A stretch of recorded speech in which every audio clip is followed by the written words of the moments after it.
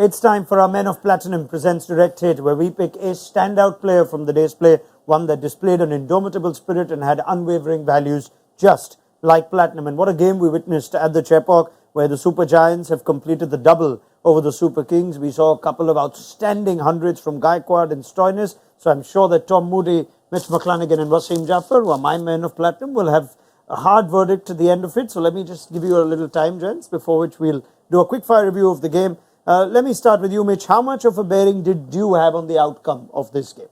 Yeah, it had quite a big impact, actually. You could see in the second half that the ball didn't grip. Mustafa's slower balls weren't as effective, and there was a couple of balls that came out, slipped out of the hand, and we saw that no ball, which was significant. So actually had quite a massive impact on the chase. All right. Wasim, did Chennai Super Kings need to send Jadeja ahead of Dubey and Moeen, and how will they address that going forward? I don't think they need to send him. They send him at number 4. I think Moeen Ali could have come there. I can understand Dubey came in a little later because it was too early for him to come in the power play. But I think Moeen should have come there, in my opinion. Okay, Tom, how telling will Lucknow's double over Chennai prove to be in the final standings?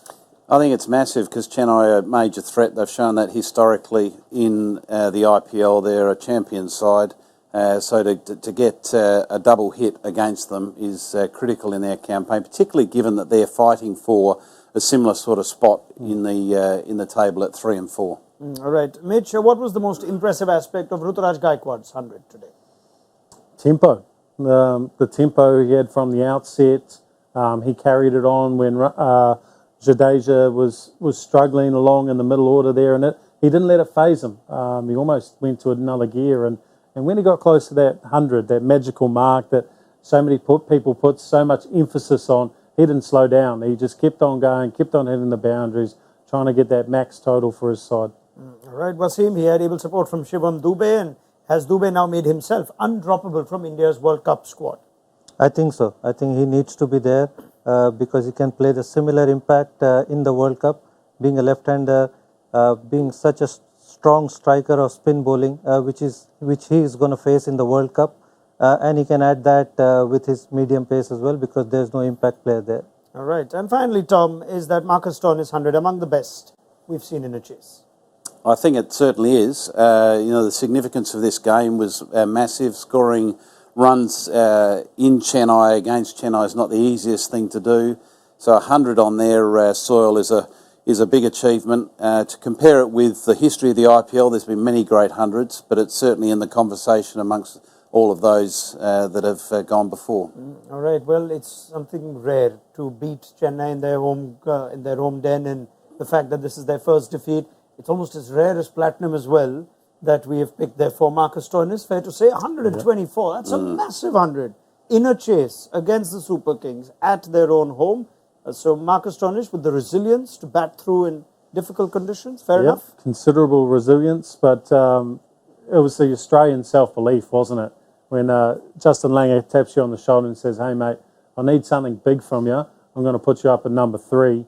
Go out there and win us the match." And to have the self-belief and the resilience that you spoke about in tough situations in such a tough chase, to put those numbers on the board.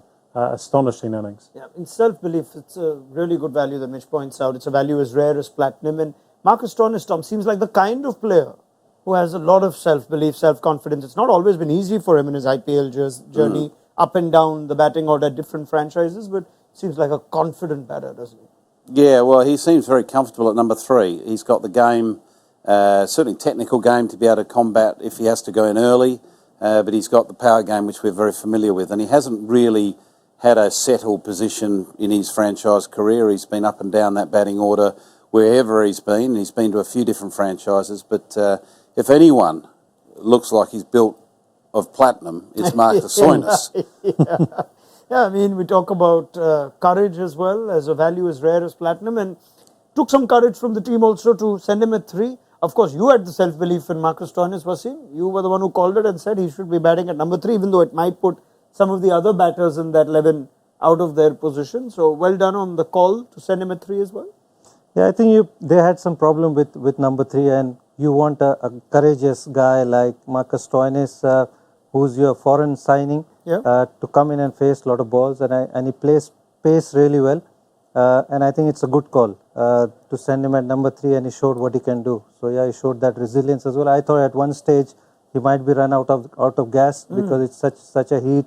He is bowled in the first half as well. 4 overs, yes. And then when Nicholas Pooran came in, that was the decisive partnership, but he showed the resilience there. All right, Wasim, Mitch, Tom, thank you so much. These were my men of platinum, and they've rightly just given us all those values as rare as platinum that make Marcus Stoinis fittingly on a day when he's registered the highest score this season in the IPL and an IPL 100 to remember, our man of platinum. That wraps up another edition of Men of Platinum Presents Directed.